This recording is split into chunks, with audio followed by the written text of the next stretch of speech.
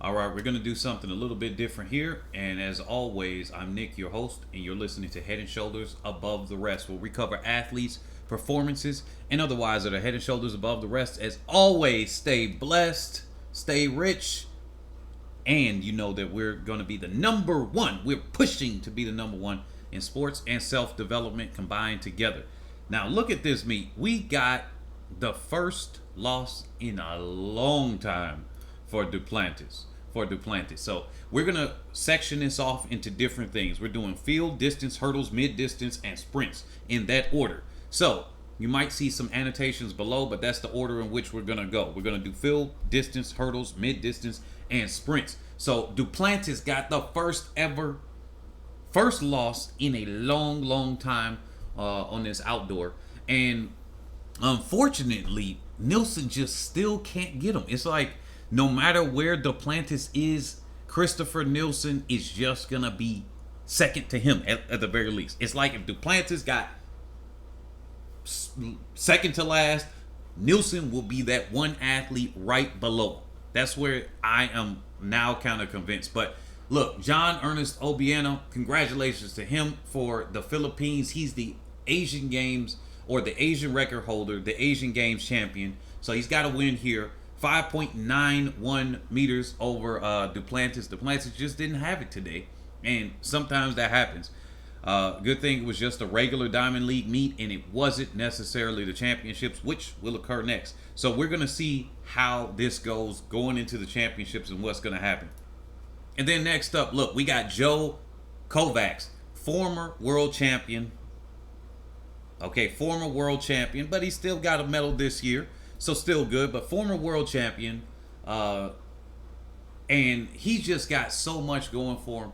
If, Krauser, he's the one guy that can beat Krauser, and he's the one guy that does beat Krauser, like he did earlier this year. So Kovacs is nobody to play with, but he took the lead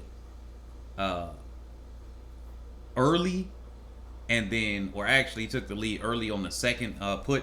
And then after that, it was just like, hey, he messed up, but he got it 22.61. Tom Walsh from New Zealand, he's always there. He's always really hard at working. Definitely, this is a big time for shot put, a very big time for shot put. So just considering this, every time you go out there, it's like almost like a championship right there. Now, the guy that I just shouted out the other day for Throws Day, don't forget Adrian Piperi. This guy is an up-and-comer. He's the two-time U20 world champion. So don't forget about that. Or he's a one-time U20 world champion. But he's definitely got the U20 or U18 record for the United States, the American record for shot put. He's coming up now. He finished 8th this year. So he made the world championships, finished 8th. He got silver at the NICAC, which is the North American, Central American, and Caribbean championships that just took place not just a week ago. So there you go right there. Let's go over to the next event. Okay, now this one, let's see if I can zoom in a little bit here. Yeah, I think that's better. Should have had that zoomed in. But we got Yaroslava, man, I always mess up her name, Malchik, for Ukraine. I know how to pronounce her name in my head, and then it just comes out different. But Yaroslava, national record for Ukraine, meet record, world leading, of course, right there, because she was the joint world leader right here. So she came in and she said, you know what, I'm a 2-time silver medalist at the world championships, but right now I'm gonna do something. And she was just so much better than everybody else. You kind of get the spoil for choice, and then you don't have to jump as much. You can skip heights and do all of that stuff later. So it's not necessarily in the same fatigue going into the legs. So this allowed her to pull away. She's got a 2.05. Eleanor Patterson, we got the Australians here that listen, so shout out to the Australians here. Got second, 1.94. Then we got Nicola Olaslagers. She got in third right there. But definitely some pretty decent things going on here for Yaroslava. Now looking at the javelin, we got Akara Winger. She's got a national record right there. So she's got the American record. Congratulations to her. She set the meet record. And of course, that's a personal best, but world leading mark right here. So here's the thing. Kelsey Lee Barber, which is the double world champion, she's now here in 4th place at this meet. So we're going to see how this is. This is very exciting coming into the Diamond League finals that's coming up. I'm really excited because Winger just came out and it was boom. She just got a good almost a 2-meter personal best when it came out to this in the javelin. So this was a very, very good day for her. But 68.11, that takes over the world leading mark by almost 2 meters. So that's pretty decent. Now in second we got Haruka Kitaguchi. So Kitaguchi for Japan got second. Vilagos from Serbia got third. But Kelsey Lee Barber just wasn't a good day for her. She normally does a lot better, but we're gonna see what happens when it comes up to the Diamond League final, and that's coming up very, very soon. Now for the men's triple jump, this is a very interesting result here. We got Lazaro Martinez from Cuba. He's got the win with 17.49 meters for his jump. So pretty decent right there. We got Zongo in second. He's usually pretty decent up there. He's either going to win or take the second. It really just depends on who else is in the field. As we can see, the world leader is Picardo. And Picardo and Zongo usually can go 1 and 2. Picardo wasn't there today, so we saw Zongo, and he got second. So over that. And also, by the way, you guys could look at the qualifying rank right here and those points, so you can see where they're currently ranking. Christian Taylor, he's got a season best, so he's doing a little bit better. He's definitely nowhere near where his prime points are, and nowhere near where his personal best is. He's this year is just not his year, but he's got a season best, so he's improving slowly but surely on his marks. Dos Santos in third. So let's go over to the distance right now. We got a couple events to cover right here. Okay, first, before I even cover the winner, and this is just going to be for, hey, this is our American audience here. Grant Fisher, he's got an area record, so that's the whole North American continent thing. So he's got an American record in the 5,000. So unlike his 10,000, where it was kind of like set up where it's almost like that train to run thing, he's here in a race, in a Diamond League race, where they got pace setters and everything like that. The only thing with Grant Fisher is he's got to get better at his kick. He's just got to get better at his kick, and that's been the thing with Americans in general. It's like they got to get better at their kicks.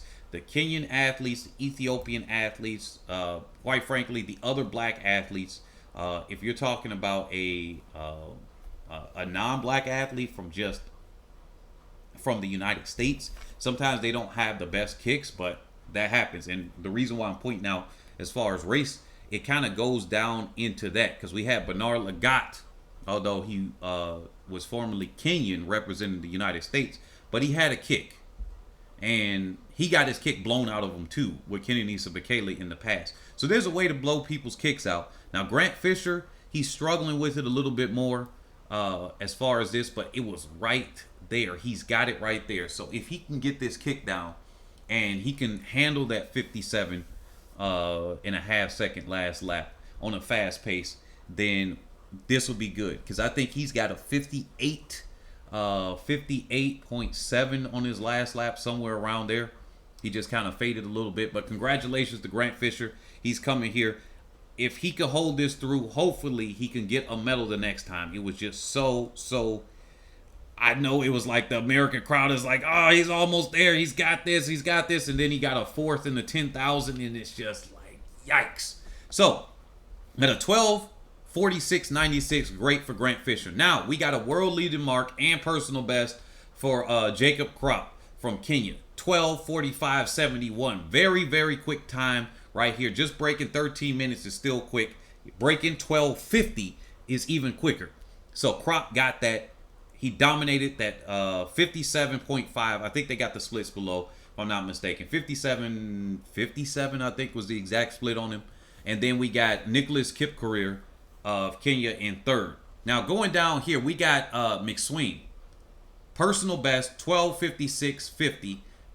They kind of got a little bit left behind right before they went there. Chelimo of Uganda, personal best 13.42, so just over it. But good job on him. He's got almost 10 seconds that he knocked off his personal best. So that's still pretty decent right there. But Chelimo, if he can get under that in that sub 13-minute club, that'll be crazy good.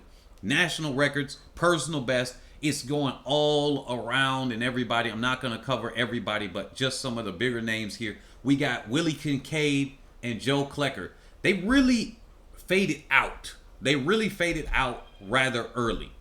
13.90 and then 13.15.17. They faded out early. Obviously, they haven't broken 13 minutes yet, but that doesn't really mean anything when it comes to the racing aspect because so many people in this race, they got personal bests and everything. It just wasn't their day, and they really finished toward the bottom. They were fourth and third to last. That's another way to look at it. So they got some work to do to get themselves back up to the front of that group because, yeah, they got to do it. But this is some good international competition for both of them. Shout out to the pace setters. I always do this for the pace setters. Agbach, France, Kajelcha, which I'm actually surprised he decided to be a pace setter on this one instead of actually being in the race. But hey, money is money. You get that pace out, you do it.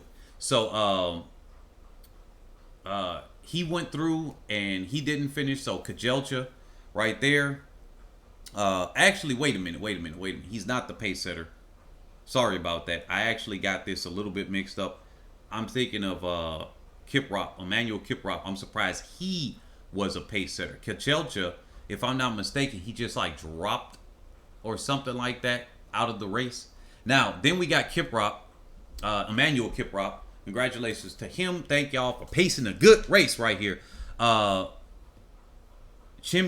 Kones for Kenya, also for him. Yeah, 57.75. So it was either a 59 or 58 high for our guy from the United States, Grant Fisher. So let me go over to this. We got a world record that was just set. That world record brings us over to the 1 hour run. Now this is a national record, 21.25 kilometers. So 21.25 kilometers right here. Now, this is 1 hour. Okay, great. Mo Farah, as you can notice that the world record is 21:33. So you're like, wait a minute, where's the world record? So here it is. Here's the stats with this. Now, remember, Haile Gebrselassie in Oslo set the 1 hour world record before, which is what Mo Farah wound up beating. Now, obviously, things were a little bit different. Wave light technology and all of those things updated. But this was set back in 2007. At the time, Haile Gebrselassie had the 15 kilometer and 10-mile world record. Now those two belong to Kamaro Sebastian Sawe of Kenya. So the old world record for the 15 kilometer, 42:18.70, is now 41:51.64.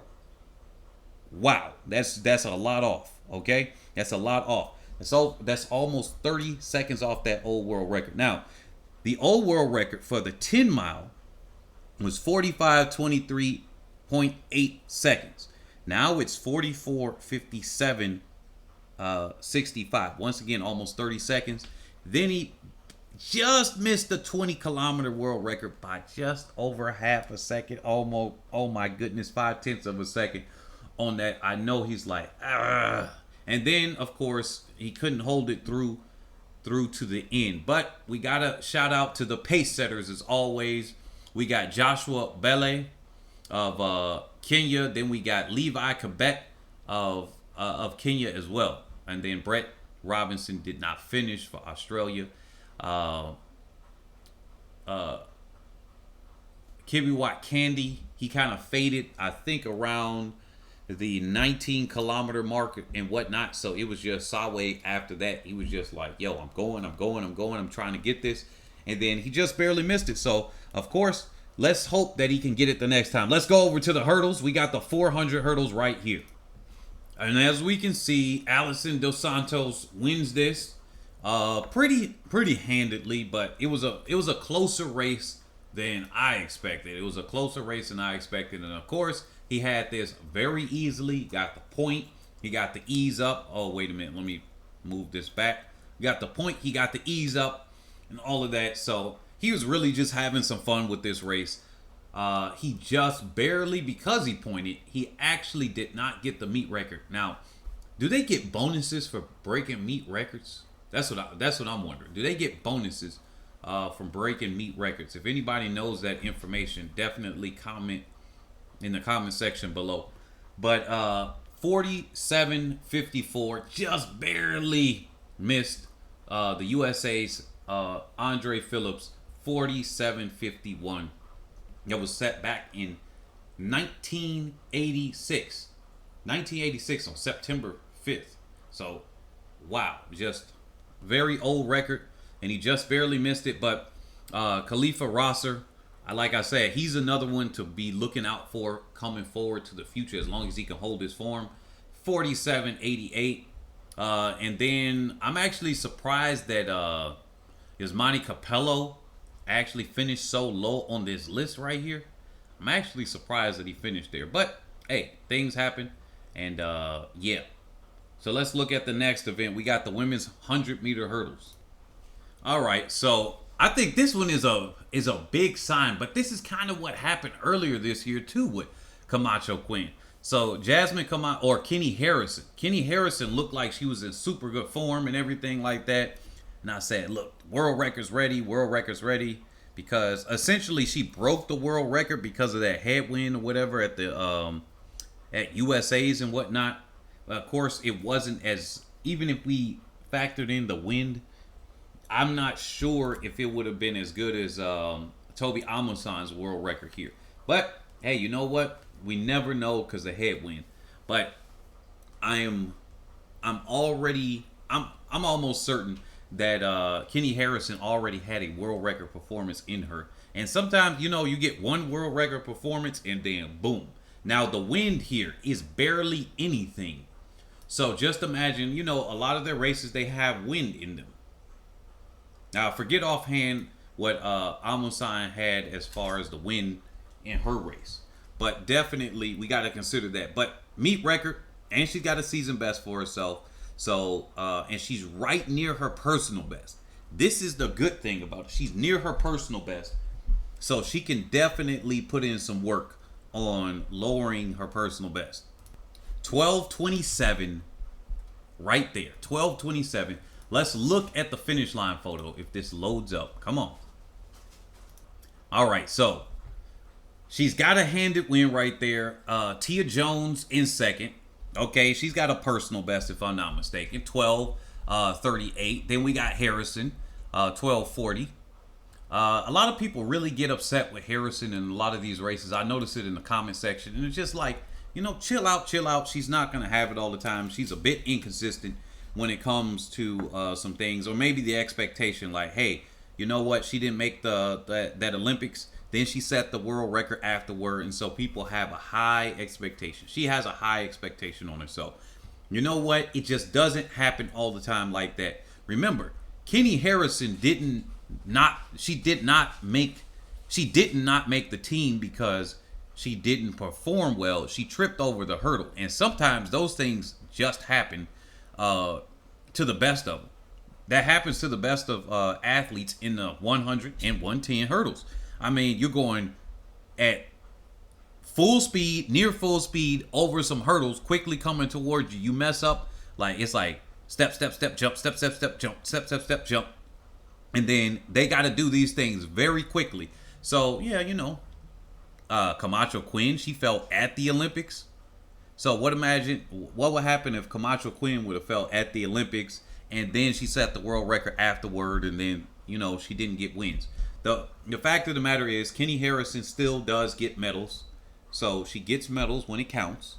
even if she doesn't necessarily win. So I kind of have lowered my expectations on her so that if she does perform well, and that's not even a diss, if she does perform well, I'm very happy. I'm happy that she can even still get medals and everything like that, because everybody can't. We saw at the Olympics in the men's, certain people we expected to get a medal or to win, and they didn't even get a medal, right? So sometimes those things happen. So we got Brittany Anderson and Megan Tapper. So Tapper got a personal best, 12:51. So congratulations to her. A lot of people actually have high expectations for Tapper too, and they're like, hey, she can win, she can win. But then you look at her times, unless the race goes slower, she isn't realistic to get a win. Like, look at her time, 12:51. That's her personal best now. She's going to have a massive personal best, which can happen. Look at Amusan. It just went out of nowhere. That's kind of random. That's how things happen sometimes. So, yeah, I think Megan Tapper, Brittany Anderson, we're going to see how she does. She's up and coming. Let's go over to the next events.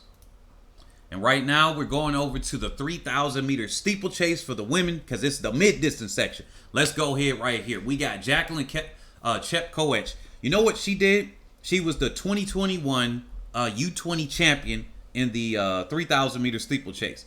Then she got the, Commonwealth Games, Slave and Pony Show Olympics, all of that stuff. But the Commonwealth Games champion, right? And so she's got that there. Now she's coming off of the high of the Commonwealth Games, doing other things. And, she's not stepping a foot wrong. She's 18 years old. Okay? 18 years old. Still U20. Let's not forget this. 18 years old. So Chepkoech, not to be confused with Faith Chepkoech, Beatrice Chepkoech, which is the world record holder. We're looking at Jacqueline Chepkoech, personal best, 9:02:43. Look at the age, 18 years old and running almost 9 minutes flat, and then probably on her way to go sub 9. She just knocked over 7 seconds off her personal best. Okay, let's just give her a round of applause. And then we got Getachew in second, Yavi in third. Now, what really surprised me here is both. Now, I think Coburn is going through something like, did she have an injury or something like that? Something Coburn was going through a little bit. But Fredericks, both of the Americans really just performing really, really low here, right? And then we even got Jepkemai of Kazakhstan. All three of these athletes, they're kind of surprising me. I thought they would be, all the way up there. Then we got Beatrice Chepkoech. She's way far and away from being the world record holding shape, just because of, I think, injury and whatnot. So I didn't really have super high expectations of her coming in here, especially what happened earlier this season. So I didn't have too high expectations. But it's kind of crazy that the people on paper that are some of the best in the field, they finished so far down in the field. What do y'all think about that one? They finished so far down in the field. Including, if you're hurting everything, that happens. But they're finishing so far down in the field. And the one that surprised me the most is Fredericks. Because she was actually doing pretty good earlier this season. But it's like they just couldn't handle the pace. And if we look at this finish line photo here, she's got Gap on the field. Gap, Getachew, and Chepkoech. Gap the rest of the field. Now, shout out to the pace setter here, Virginia Nyambura. Dang it, I still can't say that right. Virginia Nyambura of Kenya. So shout out to her. Let's go over to the 800. Then we got the 1500. Then we got the other events. Now, I think this is very, very smart for Jake Whiteman. He got into what's his name's head, Jakob Ingebrigtsen. He got into his head, and I know that's gonna bother him. Even if he's like, "Yo, look, ask Whiteman if he would have lost," and he would tell you that he would have lost. Like, I still think, I'm like, yo, that's like one of those moments. It's just like, okay, cool. But Jake Whiteman, he beat the Olympic and world champion, right? Which actually here, Kip Karui, Emmanuel Career, right here, he winded up finishing in third right here. But he's the Olympic and world champion. So, hey, you know what? He's got his wins. He's got his W's. You win some, you lose some. But the thing here is Whiteman now has a new personal best in the 800. That fares even better for him coming into the 1500. The lower he can keep getting his 800 and maintaining some of his speed endurance strength and then some of his endurance, he's going to come into that 1500 better and better with more confidence. This is just him having a good year at this point. I'm looking at this. He's having a good year. 143.65. He knocked off over 1.2 and change seconds off of his personal best, which used to be 144.91. Congratulations to him, because he's going to come back next year as the defending world champion. And I just wonder. Now he's got the eyes on him. He's not a surprise win anymore. And that's what happens. Sometimes you can win. But shout out to the pace setters. Khaled Ben Mahdi from Algeria. And then Collins Kipruto from Kenya. So here we go. Here we go. Let's go over to our next event. The women's 1500. The women's 1500. Faith Kipyegon wasn't there. If you know if she was, it's just a wrap. It's just a wrap if she was here. But without Faith Kipyegon there, Laura Muir still couldn't get the win. This was kind of like Keely Hodgkinson. Just keep getting second and second and second. And second and second. Right? Okay. Now, I'm going to get back to Keely Hodgkinson later and then Mary Mora. We're going to get to that in a second. But we got Sierra McGinn of Ireland. This is crazy that she just had this personal best national record. Congratulations to her to get the Irish record right there. 356.63.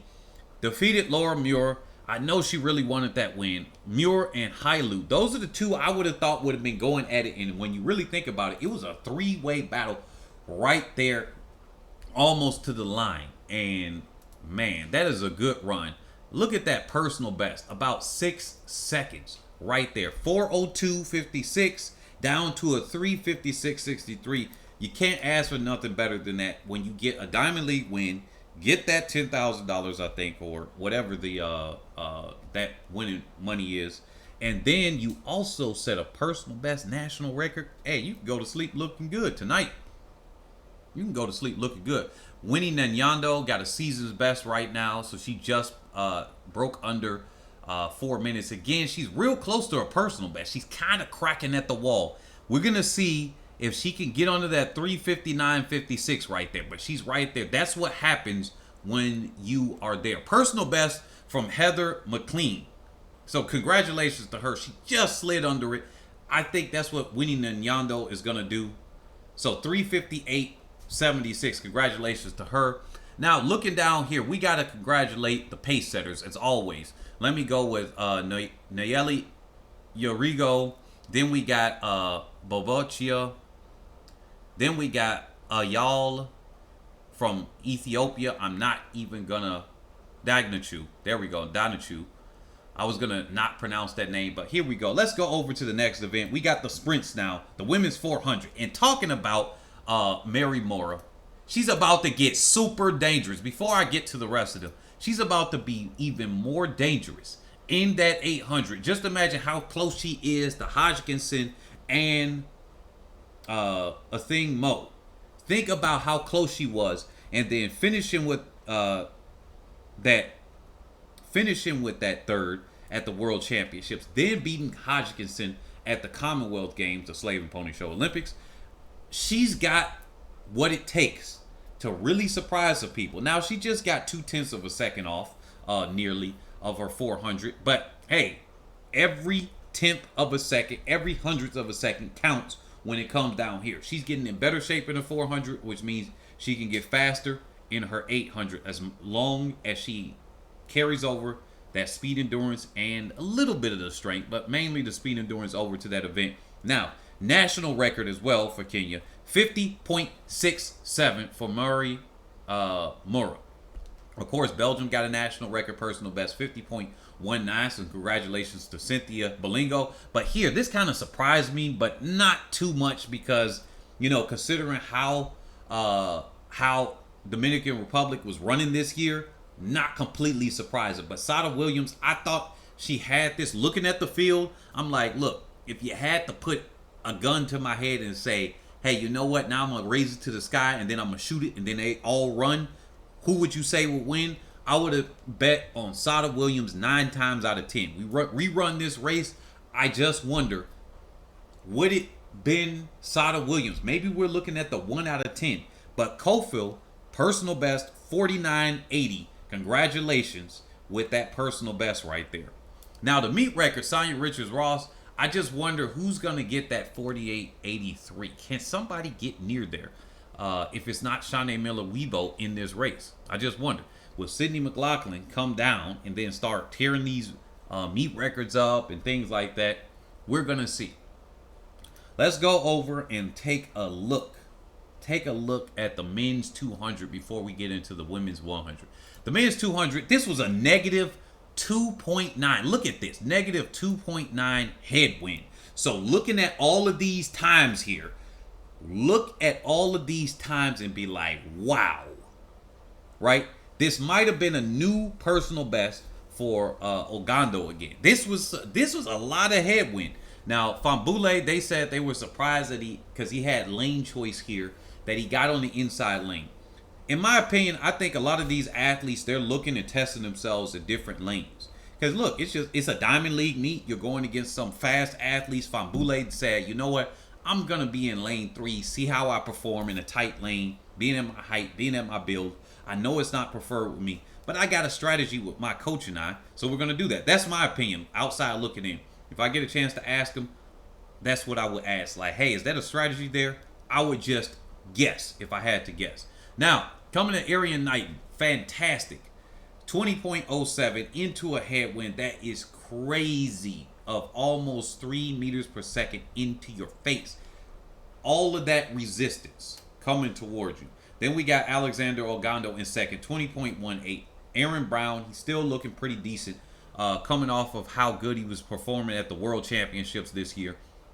He really did surprise me as well. So 20.22. He surprised me at the World Championships is what I'm saying. So he's really got it together. People keep saying, oh, I keep mentioning about his mental health, but hey, he went on interviews. He's the one that put it out in the public saying, hey, you know what? He's got to work on himself. He lacks his own confidence and everything. And that's what I said. If he works on that and get that tight, he's got it. And something tells me he's got it tight now. He should have supreme confidence. If I'm him, I'm like looking at myself deep into my own eyes, into the mirror saying, look, hey, yo, Aaron, you got this. Aaron, you got this. Who else got the work ethic that you got? Who else has it? At this point, people can have different levels of talent, but you know what? Who has the work ethic that you got? Nobody. That's what I would be talking to myself. And I hope he talked himself up because he really can put a dent in a lot of these other athletes. I really look at him like, yo, you got this. So we got Jareem Richards from Trinidad and Tobago, 20.27. Pretty decent. Fambule all the way down in about 6th place. Now, looking at our last event, let's go here to the women's 100. Now, isn't this what I just said? Now, before I get all the way deep in here, a lot of people were complaining, saying, oh, this is what you, well, actually just one.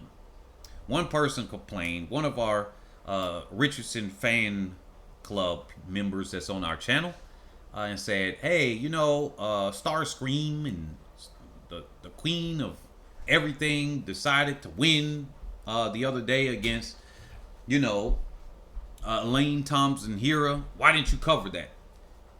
Hey, look, I'm living my life. There's some serious things that just happened that I found out here. I'm not going to say it on this one because I don't want to use that for anything. But serious things happened just recently. So I got to take care of some things there. That's one. Two, hey, I'm not going to cover every meet. But, you know, congratulations to her win on the last one. I don't want to be sarcastic on that. I actually do mean that.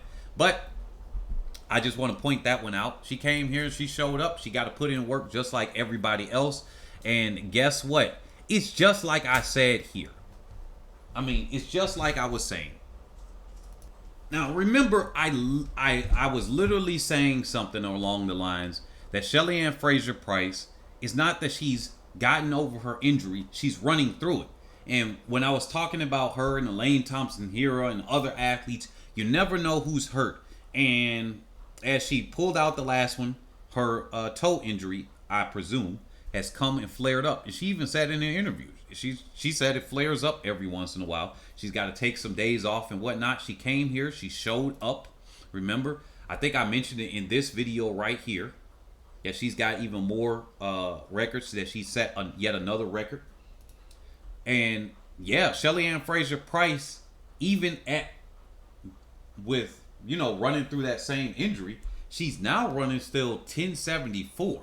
She's run so many 10.6s, and I mentioned this even in the last video as well, in that live stream. If you guys go back and listen to that, look, Shelly-Ann Fraser-Pryce is nearly untouchable. She could have easily pulled out of here, but she wanted to come through, and she said, you know what, I pulled out the last race. Let me see what I can do here. I'm going to collect the check. I'm going to try to get the win. I'm going to try to do the best I can. And she almost had that if she wasn't running against Action Jackson. And as I told you guys, even Shericka Jackson, when you look back at the race, kind of sort of got out with a lot closer to Shelly-Ann Fraser-Pryce. She just didn't have that pop that she normally did. All she needed was the pop. You see how close it was. It was 1/100th of a second difference. And she kind of did that, you know, like the old thing. Like when Shelly-Ann Fraser-Pryce, is she feeling it? She's tired. She goes for that lean where she about to fall straight forward. That's what she did here. You could see it. She was reaching for it.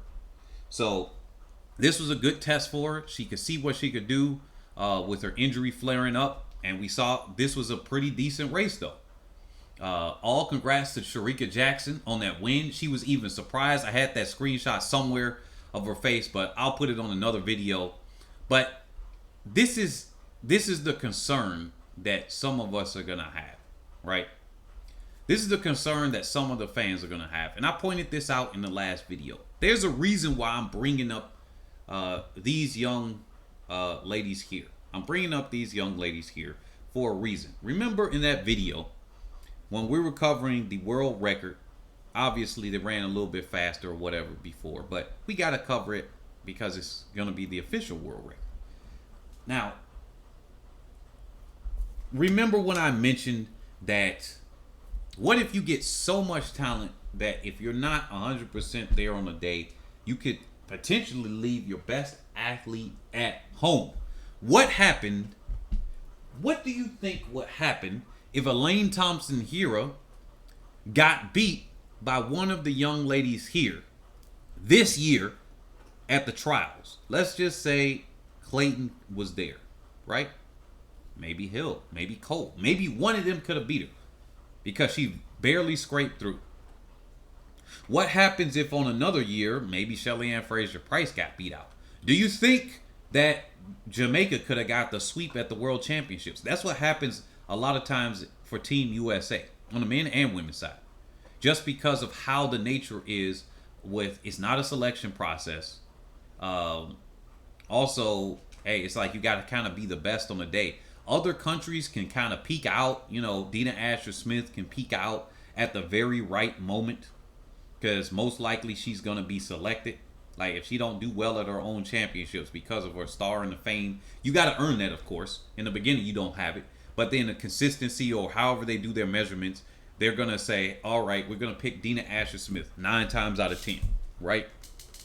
So other countries got selection processes. I think even Ethiopia has a selection process. Kenya has a selection process, I think, to a certain extent. So this is just what goes on. These nations that don't have selection processes can sometimes get not their best athletes to make it. This is not to take away from any of the athletes that do make it, because look, at the end of the day, if you got the rules in your country is the best on the day to make it. And that's what leads to, sometimes peaking early. Because think about it. Sometimes you can't hold the peak. Everybody is different. Some athletes at the pro level, it's 6 to 8 weeks. Other athletes at the semi-pro is 4 to 6 weeks. What if one of those athletes, because remember that's an average, what if one of those athletes only holds their peak for about 4 weeks, maybe 5 weeks? And the championships for the USA is just too early. So sometimes those things happen. What do y'all think about that? Because I'm looking at this and I'm looking at the eventual, Shelly-Ann Fraser-Pryce may want to run at Paris, but what happens if she doesn't have the race that she expects to qualify for the team? Will they make her go through with a medical exemption? Because she is facing the constant, toe issue. And they could bring that up and say, hey, look, medical exemption, I go through. Whoever was third or whatever like that doesn't go through. Will people be happy if she uses that? Because there were some people that said, yeah, with Usain Bolt. But then, other people beat Usain Bolt. And so is it fair to them? Hey, look, life's not fair. Sports ain't fair. Nothing is fair. All right. What do you guys think? I want to bring that up with this conversation because this is going to be a continuous conversation that we're going to have, because I already see where it's going. It's going to go to a head that at least one of these championship seasons, Jamaica is not going to send the quote best team, just like people were arguing. And then I'm going to get to finishing this off. Just like people were arguing that Brianna Williams would have been a better pick than Kimber Nelson. They were arguing that Brianna Williams would have been a better pick than Kimber Nelson. Is that true? That she would have been a better pick than Kimber Nelson? At the end of the day, we really don't know. Some factors were a little bit different. The fact is, Kimber Nelson beat Brianna Williams at the Jamaican Championships. So in my head, see how I would pick. I'm like, yo, you ran faster here. You seem to be faster in these aspects, so we're going to put you there. Now, that was my classic view.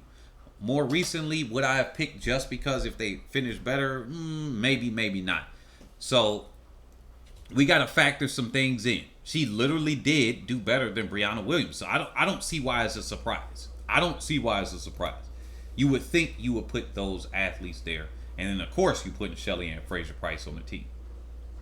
Anyway, let's go through to the rest of the ladies here. Aaliyah Hobbs finishing better over Sha'Carri Richardson. So Hobbs is doing still well.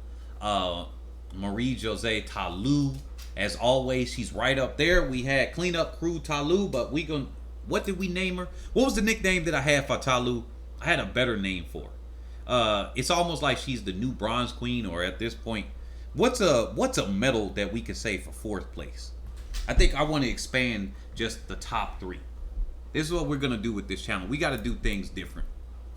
Clark finishing at 6th. Then we got Cindy. And then Delphine. So, yeah. Let me know, guys. We're going to catch you all on the next one. Don't forget to head over to trackstars.io and definitely pick up these NFTs here. We want you guys to pick up those NFTs because they do support the channel. Don't forget to check out the Cash App and everything in the description below. But definitely trackstars.io because it supports us right here with our continued animated videos, with the continued things that we want to do. And if you're still listening here, remember that race. I put it up as the community post. But remember how I said it would be very cool for us to have crossover races. It's like I mentioned these things last year, just like I did the call-in shows and everything. Then people say, "Oh, you're copying." Look, sometimes when things happen, people do it out of order or something like that. But I mentioned it last year, and I think that's a cool concept. What do you guys think about that? Where you guys see Shelly-Ann Fraser-Pryce, challenging Duplantis, and did she? I don't know. Maybe this is the tinfoil hat thing here. Is it that she challenged him and he accepted, and then they both get second? Like literally, she challenged him, he accepted, and then they both get second. Do you see the connection right there? I'm not gonna go in that aspect, but all jokes aside, it's like she challenges them. Both of them get second, and then they're gonna run next year. This is gonna be pretty cool. It's gonna be pretty cool. Catch you all on the next one. Peace and much love, everybody.